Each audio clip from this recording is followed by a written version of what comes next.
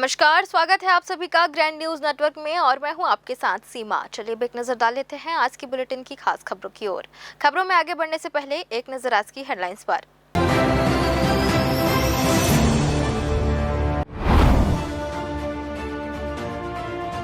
संजय गांधी नगर में फिर बरकरार रहा कांग्रेस का दबदबा। शेख आजम ने 1000 से अधिक वोटों से दर्ज की बड़ी जीत।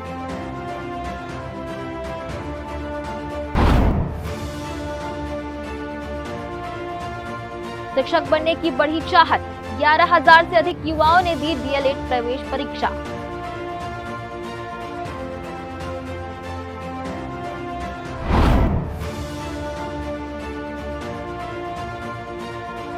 सरकारी राशि के दुरुपयोग का आरोप। फर्जी बिल लगाकर निकाली गई राशि। जांच के घेरे में 2 स्कूल।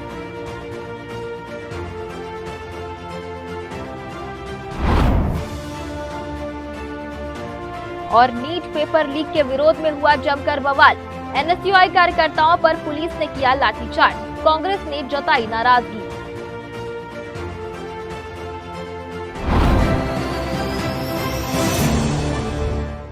ये थी हेडलाइंस और अब खबरें विस्तार से। बिलासपुर नगर निगम के वार्ड क्रमांक 29 संजय गांधी नगर उपचुनाव में कांग्रेस ने एक बार फिर अपना गढ़ बचा लिया है। कांग्रेस प्रत्याशी शेख आजम ने भाजपा के वी मधुसूदन राव को 1062 मतों के बड़े अंतर से हराकर शानदार जीत हासिल की। इस परिणाम के साथ वार्ड में कांग्रेस का वर्षों पुराना वर्चस्व कायम रहा। चुनाव नतीजे सामने आते ही क्षेत्र में कांग्रेस कार्यकर्ताओं ने जमकर जश्न मनाया।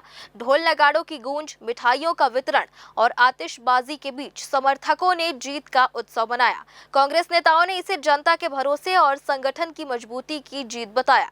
इस चुनाव में स्वर्गीय शेख गफ्फार की विरासत भी बड़ा मुद्दा रही। क्षेत्रवासियों का मानना है कि गफ्फार साहब द्वारा वर्षों तक किए गए जन सेवा कार्यों का असर आज भी लोगों के दिलों में है। शेख आजम ने अपनी जीत को जनता के विश्वास और अपने पिता की सेवा भावना को मिला सम्मान बताया। राजनीतिक रूप से भी यह नतीजा अहम माना जा रहा है। भाजपा ने उपचुनाव में पूरी ताकत झोंकी थी, लेकिन इसके बावजूद उसे हार का सामना करना पड़ा।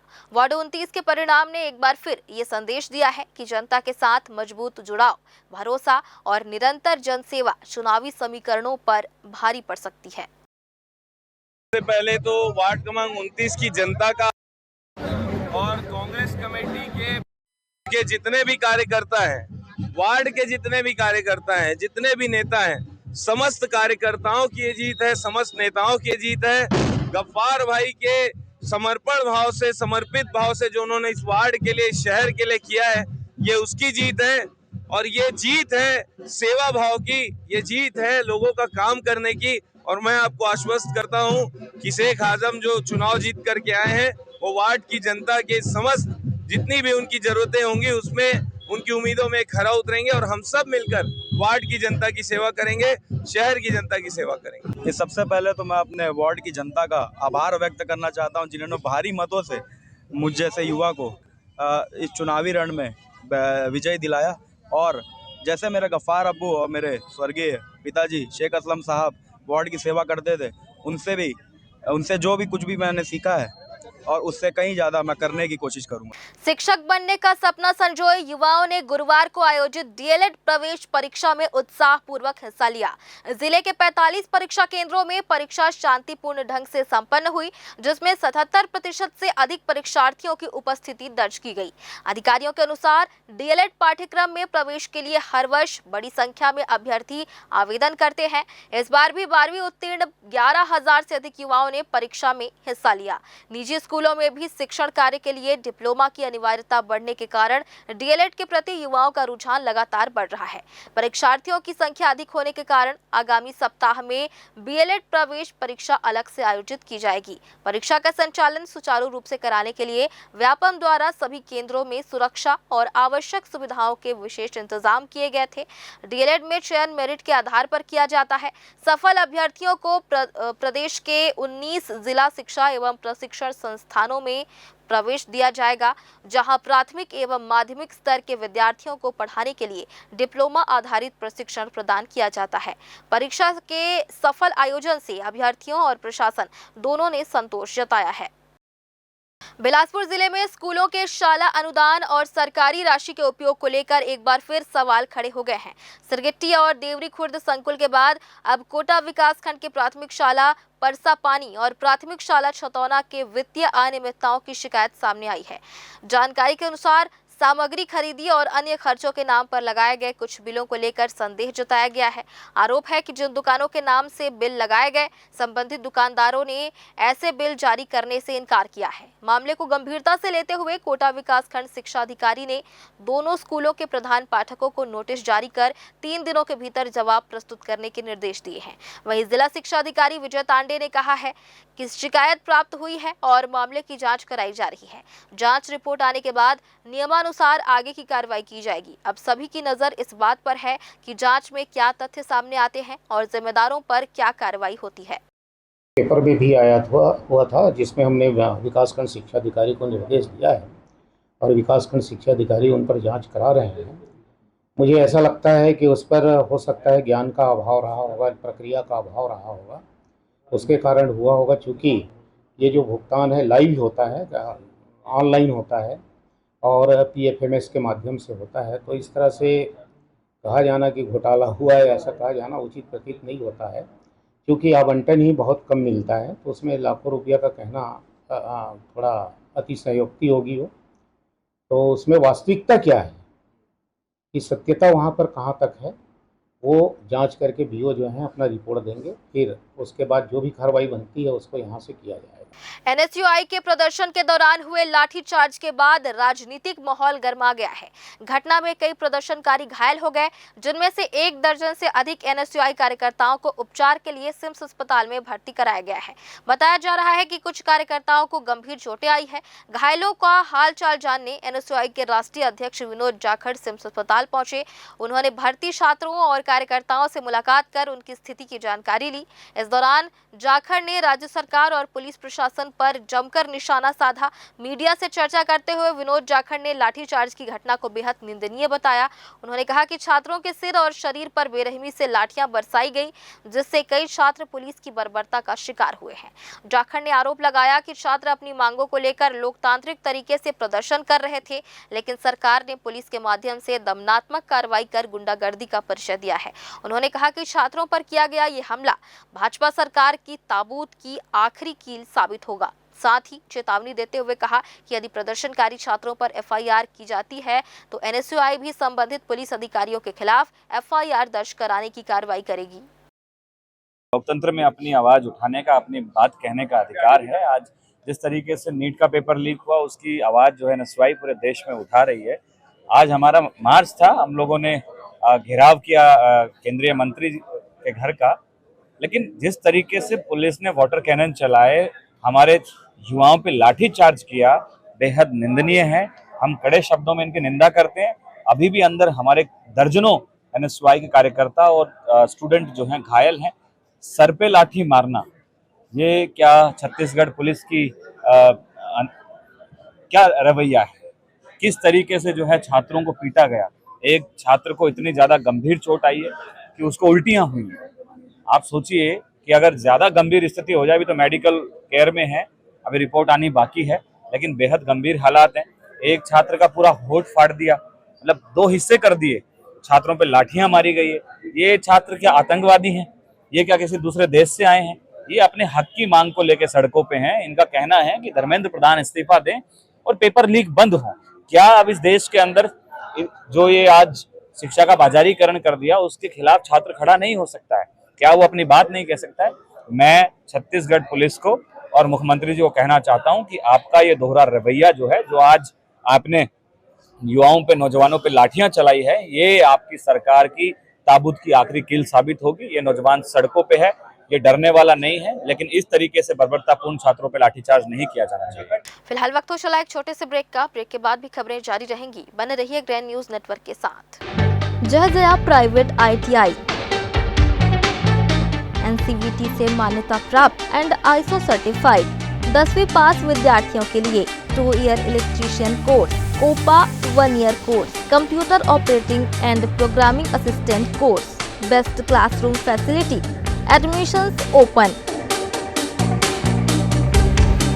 जय Jaya private ITI, Riverview Colony, Koni, Bilaspur, Chhattisgarh. Holy Cross School, Lal Khadan, Bilaspur. उत्कृष्ट शिक्षा और उज्जवल भविष्य का सशक्त आधार। पिछले 10 वर्षों से शिक्षा के क्षेत्र में निरंतर उत्कृष्टता, अनुशासन और विश्वास का एक बेमिसाल प्रतीक। नर्सरी से लेकर कक्षा 12वीं तक की सुव्यवस्थित कक्षा, विद्यार्थियों के सर्वांगीण विकास के लिए पूर्णतः समर्पित। यहाँ अनुभवी, प्रशिक्षित एवं समर्पित शिक्षकों द्वारा आधुनिक तकनीकों से गुणवत्तापूर्ण शिक्षा प्रदान की जाती है। विद्यार्थियों के सैद्धांतिक ज्ञान को व्यवहारिक अनुभव में बदलने के लिए विद्यालय में अत्याधुनिक सुविधाओं से सुसज्जित फिजिक्स, केमिस्ट्री, मैथ्स, बायोलॉजी और कंप्यूटर लैब्स, इसके साथ ही एक विशाल एवं समृद्ध लाइब्रेरी उपलब्ध। खेलकूद के क्षेत्र में भी विशेष पहचान। यहाँ क्रिकेट, फुटबॉल, बास्केटबॉल, स्केटिंग और कराटे का नियमित प्रशिक्षण दिया जाता है।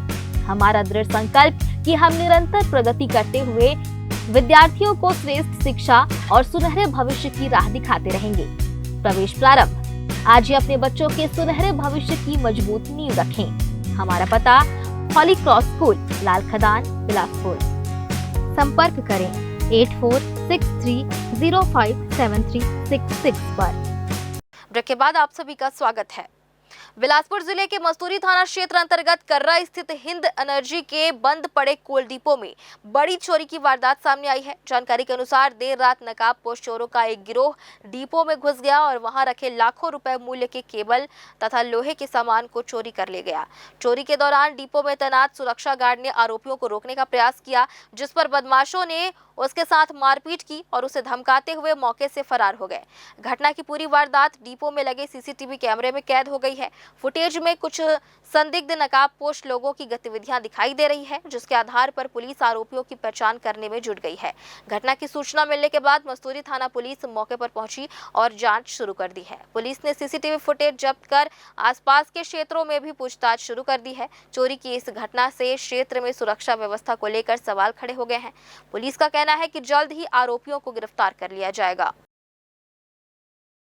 बिलासपुर के चकरभाटा थाना क्षेत्र में सूने मकान और फार्म हाउस में चोरी की बड़ी वारदात सामने आई है। नकाबपोश चोरों ने बंद पड़े घर और फार्म हाउस को निशाना बनाते हुए सोने चांदी के जेवर, कीमती मूर्ति, 1.5 लाख रुपए नकद समेत अन्य सामान पर हाथ साफ कर दिया। घटना के बाद इलाके में दहशत का माहौल है। जानकारी के अनुसार बदमाश देर रात सुनसान मकान और फार्म हाउस में घुसे और वहां रखे कीमती सामान को चोरी कर फरार हो गए।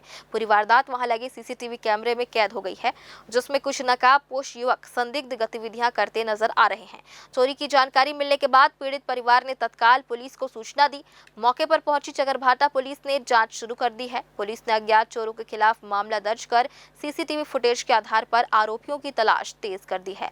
लगातार हो रही चोरी की घटनाओं से क्षेत्र के लोगों में नाराजगी है और उन्होंने इलाके में सुरक्षा व्यवस्था बढ़ाने की मांग की है। खरीफ सीजन को देखते हुए बिलासपुर जिला प्रशासन और कृषि विभाग पूरी तरह अलर्ट मोड पर नजर आ रही है। किसानों को समय पर खाद उपलब्ध कराने और कालाबाजारी पर रोक लगाने के लिए जिले भर में सख्त अभियान चलाया जा रहा है। प्रशासन द्वारा गठित उड़न दस्ता दल लगातार खाद दुकानों, गोदामों और भंडारण स्थलों की जांच कर रहा है।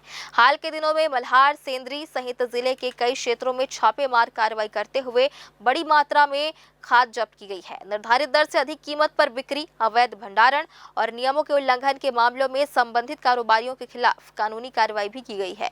कृषि विभाग ने स्पष्ट किया है कि किसानों के हितों से किसी भी तरह का समझौता नहीं किया जाएगा। विभाग द्वारा आवश्यक वस्तु अधिनियम और उर्वरक नियंत्रण आदेश के तहत लगातार कार्रवाई की जा रही है। जांच के दौरान कुछ दुकानों में अमानक उर्वरक भी मिला, जिसके नमूने परीक्षण के लिए भेजे गए हैं। रिपोर्ट मिलने के बाद अमानक उर्वरकों को जब्त कर आगे की कार्रवाई शुरू कर दी गई है। वहीं विभाग का दावा है कि जिले की सरकारी खाद और बीज दुकानों में पर्याप्त मात्रा में खाद और बीज उपलब्ध है तथा किसानों को किसी प्रकार की कमी का सामना नहीं करना पड़ेगा। कार्रवाई कर रहा है, अभी तक कितना जब्त हुआ? खरीफ सीजन प्रारंभ होने वाला है, उससे पूर्व शासन, हमारे विभाग एवं हमारे जिला कलेक्टर सर के निर्देशानुसार किसानों को उच्च गुणवत्तापूर्ण खाद मिले, सही दाम पर मिले। इसके चलते हमने अपने विभाग के जो इंस्पेक्टर हैं, उर्वरक निरीक्षक, बीज निरीक्षक, कीट निरीक्षक हैं, उनको हम एक उड़न दस्ते के रूप में दल बना करके उनको सतत निगरानी करवा रहे हैं। ये सहकारी समितियों में जाते हैं, प्राइवेट दुकानों में निरीक्षण करते हैं, वहाँ पर किसी प्रकार की विसंगति हो तत्काल उनको उर्वरक नियंत्रण आदेश 1985 के अंतर्गत उनको सख्त कार्रवाई करने के लिए उनको आदेश किया गया है और जहाँ जहाँ विसंगति मिलती है वहाँ कार्रवाई भी की जा रही है। और अभी तक हमारे निरीक्षकों द्वारा कुछ दुकानों में ऐसा पाया गया कि वहाँ कुछ अमानक उर्वरक हैं। अमानक उर्वरक से मतलब ये है जो हम सैंपल यहाँ से भेजे गए लैब से अमानक पाया गया, उन अमानकों को जाकर प्रतिबंधित कर दिया गया कि आप बेच नहीं सकते, इसको किसानों को नहीं बेचना है। ये जाकर के उसे एक किसान जो कम से कम 25-30 टन के आसपास हमारे ये अमानक उर्वरक हैं जिनको हम प्रतिबंधित कर दिया है। वो किसान दुकानदार किसी भी हालत में नहीं बेच सकता। ये हमारे प्राइवेट दुकानों में है, उन्हीं के यहाँ से सैंपल लिया गया था, वो उनको प्रतिबंधित कर दिया गया रिजल्ट आने के बाद। सरकारी सोसाइटियों में सब पाया। बिलासपुर के रतनपुर थाना क्षेत्र से एक बेहद दुखद घटना सामने आई है, जहां प्रसिद्ध रत्नेश्वर तालाब में कमल यानी ककड़ी निकालने के लिए उतरा एक 43 वर्षीय युवक गहरे पानी में डूब गया, जिससे उसकी मौके पर ही मृत्यु हो गई। मृतक की पहचान करैयापारा निवासी कैलाश केवट के रूप में की गई है। बताया जा रहा है कि कैलाश रोजाना की तरह बाजार में बेचने के लिए तालाब से कमल ककड़ी निकालने गया था, लेकिन काम के दौरान पैर फिसलने या अंदाजा न मिल पाने के कारण वह तालाब के गहरे हिस्से में चला गया। जब वह काफी देर तक पानी से बाहर नहीं आया तो किनारे पर मौजूद स्थानीय लोगों को अनहोनी की आशंका हुई और उन्होंने तुरंत उसकी खोजबीन शुरू कर दी। घटना की सूचना मिलते ही रतनपुर पुलिस की टीम तुरंत मौके पर पहुंची और स्थानीय गोताखोरों व ग्रामीणों की कड़ी मशक्कत के बाद कैलाश के शव को पानी से बाहर निकाला गया। पुलिस ने शव का पंचनामा कर उसे पोस्टमार्टम के लिए भेज दिया है और मर्ग कायम कर मामले की जांच शुरू कर दी है। और फिलहाल आज की बुलेटिन में बस इतना ही। अगले बुलेटिन में फिर होगी आपसे मुलाकात, तब तक के लिए दीजिए इजाजत। नमस्कार।